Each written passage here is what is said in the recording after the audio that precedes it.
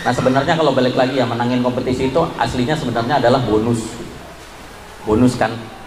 Kompetisi itu kan isinya sebenarnya untuk toko sendiri kan. Ada B2B, harus belanja ke mitra gitu ya.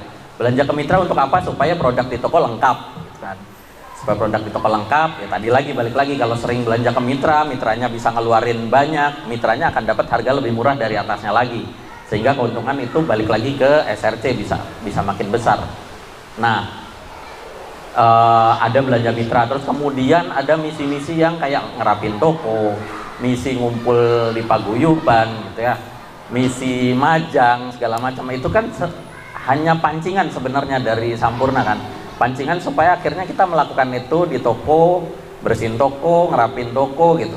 Yang akhirnya sebenarnya balik lagi, ketika tokonya udah bersih, udah rapi, ya pasti konsumennya akan nambah gitu kan.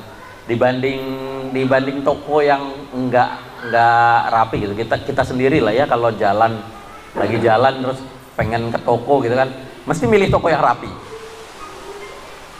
Udah naluri kita sebagai pembeli pasti milih toko yang rapi. Kenapa? Kalau yang nggak rapi itu dalam bayangan kita kayak barangnya lawas gitu kan, udah nggak seger segala gitu kan. Tapi kalau rapi kan, wah ini rapi, mesti lakunya banyak, barangnya pasti baru dan jelas bersih gitu kan. Nah itu kan untuk balik lagi untuk kita juga gitu. Nah setelah itu semua dilakukan, sebenarnya kan toko ini lebih maju, keuntungannya nambah, dapat dari yang misi-misi itu juga dapat poin-poin itu juga lumayan gitu kan. Ada yang 1 tahun itu bisa sampai berapa juta kan. Nah ini sebenarnya bisa menjawab itu lagi sih, menjawab yang tadi perusahaan rokok lain itu nggak bisa ngasih banner gitu kan. Ya kalau setahun kita melakukan misi itu pasti hasilnya kembali kok. Itu malah bisa nutupin dari banner. Kalau yang dipasangin banner ya, itu bisa nutup sebenarnya dari misi-misi itu, plus tokonya berubah itu. Nah dari situ kita udah tokonya berubah, kita juga dapat tambahan tabungan dari koin. Nah kalau ini semua dilakukan, seharusnya kompetisi paguyuban juga bisa menang gitu ya, asal yang melakukan semuanya, semua anggota yang melakukan. Nah gimana caranya supaya semua anggota melakukan? Nih kalau belajar dari paguyuban lain gitu, itu betul tadi bagi tugas kan tantangan paguyuban itu banyak ya, ada berapa ya, 5 poin ya? Ada 6 poin ya, ada 6 poin. Nah punya 6 orang, masing-masing itu buat ngabsenin satu tugas gitu. Itu tadi Pak yang Pak angkat kan 6 orang tadi. Iya. 1 orang nanti ini, yang ini gitu. Iya. Gitu, nah itu yang nyurung-nyurung itu. Belum dah. Nggak apa-apa, itu nanti kan bisa ini bisa. Bisa kan. Nah itu benar-benar biasanya jalan karena 1 orang ngoprak-ngoprak satu macam gitu. Tapi kalau Mas John semua yang ngoprak-ngoprak kan ada 6. Wah ini belum, wah itu ya lumayan gitu kan, dan belum tentu berhasil karena kan hari ini ngoprak-ngoprak ini, besok udah beda lagi, padahal sebenarnya yang hari ini aja belum selesai nih, tapi besok udah beda lagi yang dioprak-oprak kan, akhirnya nggak selesai semua, makanya akhirnya nggak bisa ngirim, balik lagi downline-nya dari mitra SRC-nya ini juga akhirnya, wah ini kok barangnya telat, yeay gitu kan. Nah itu muter balik lagi. Itu kalau bisa dipegang satu-satu itu akan sangat rapi, dan kemungkinan teman-teman itu mengerjakan akan semakin tinggi sih, karena 1 orang cukup ngeliatin, oh ini belum, ini belum. Terus kemudian di sini ada juga ekspansi SRC ya. Ada ekspansi, ada penambahan anggota itu.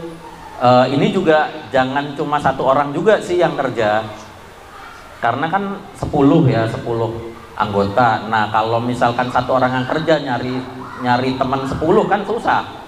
Tapi kalau ada 20 orang, 10-nya aja nyari teman satu-satu, itu kan lebih mudah menyelesaikan yang 3 bulan itu. 10 orang nyarinya satu-satu aja, udah selesai itu 3 bulan. Nah itu yang bisa macam-macam yang bisa dilakukan sebenarnya. Intinya bagaimana paguyuban ini harus selalu bergerak aktif supaya tadi fungsi-fungsi paguyuban itu benar-benar jalan. Salah satunya ya pasti memajukan anggota dengan cara dapat barang lebih murah, itu pasti ya, pasti pengennya dapat barang lebih murah, bisa dijual dengan harga pasar sehingga keuntungan lebih nambah kan, itu pasti kan. Nah, tujuan ujung-ujungnya itu. Terus sama-sama saling belajar. Misalkan sekarang yang jadi mitra mungkin cuma John Mart gitu ya, tapi kan tidak menutup kemungkinan teman-teman yang lain juga pengen juga belajar bagaimana caranya supaya bisa punya grosiran mulai kecil gitu. mulai kecil terus bisa jadi besar.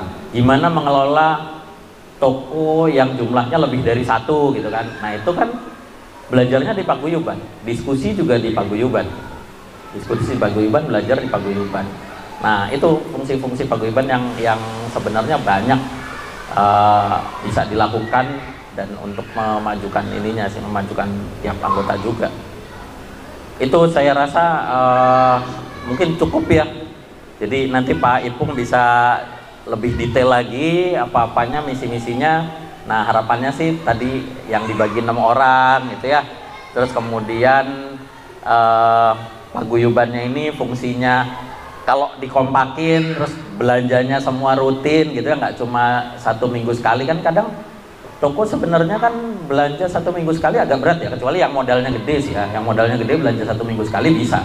Tapi kalau modalnya terbatas kan sebenarnya rata-rata kayaknya 2 hari sekali, 3 hari sekali belanja kan ya.